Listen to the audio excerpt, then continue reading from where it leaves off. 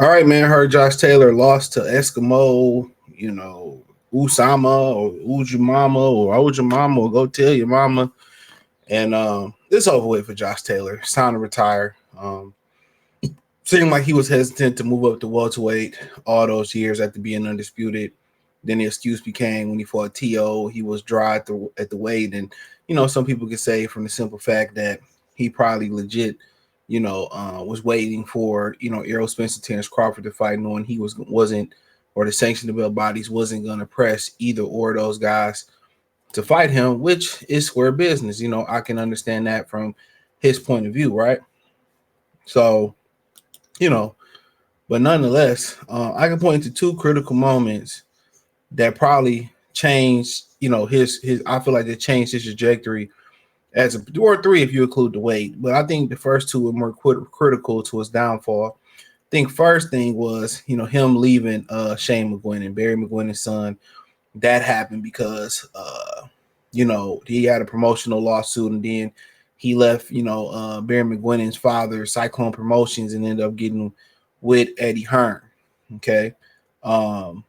So, I think, and then, once he did Barry McGuinness wrong, Shane McGuinness stopped training him, which in a way you can make kind of like, okay, I got my father's back.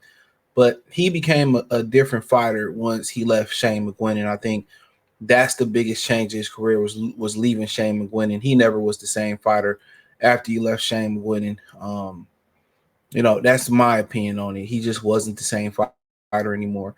Um, and that's unfortunate, right? Very unfortunate. He wasn't the same fighter. Um, Give me 1 minute, man. 1 second. I'll play a video. Sheesh. Hey, you. Yeah, I'm talking to you. You right there watching this video, waiting for this live stream to start, or just watching the membership video, man, and why you should join the membership. Let's talk about it real quick, expeditiously. We got the 3 levels. We got the rookie level. Got a loyalty bet.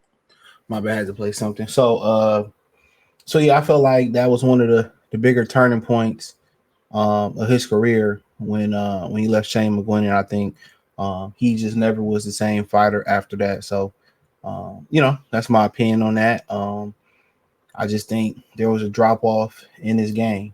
There was a major drop off in the game when he did that. So and then I think when he got with that woman, I think also that was a cherry on top. When he got with that woman he was with, that also changed him. He started holding her hand, and I think that woman had a lot to do with his destruction as well too. So when he got with that woman, he wasn't the same fighter no more. Neither. I noticed that change. He got the undisputed, and all of a sudden you pop up with a woman. I mean, that's what happens. For guys that's not truly desired. I ain't saying he was or wasn't, but as soon as you get some success, and people start knowing who you are, women can smell money and they can smell success. That's one thing we can say about women. They can smell money and they can smell success. So his success, just notice when that woman started coming around, I think he ended up marrying her. Like, he just wasn't the same fighter anymore.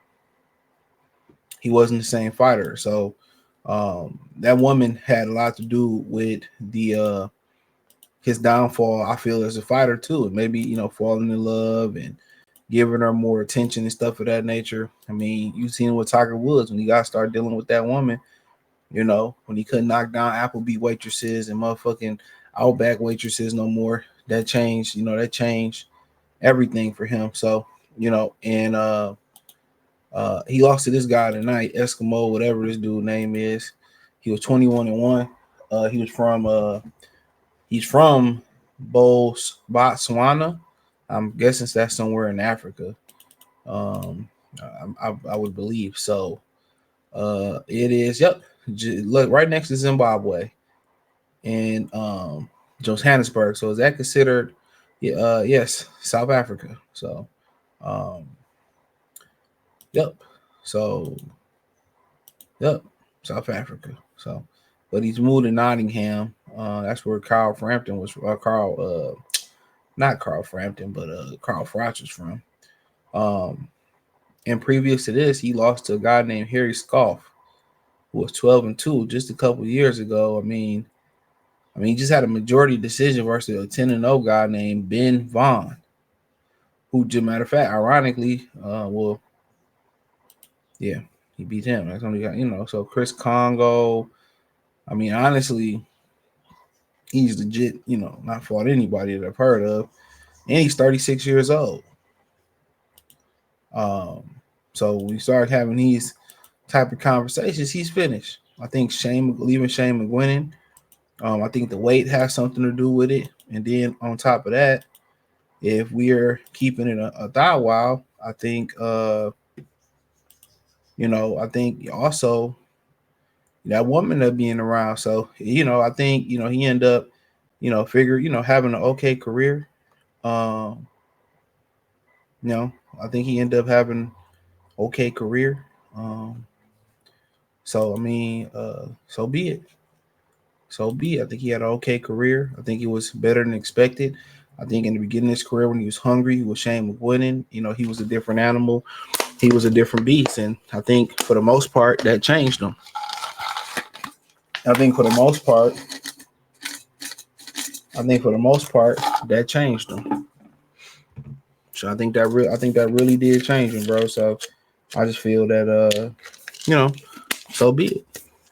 So be it, man.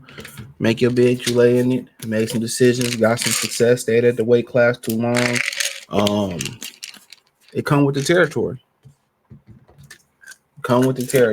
So but yeah, it's time to hang it up. It's nothing you can offer.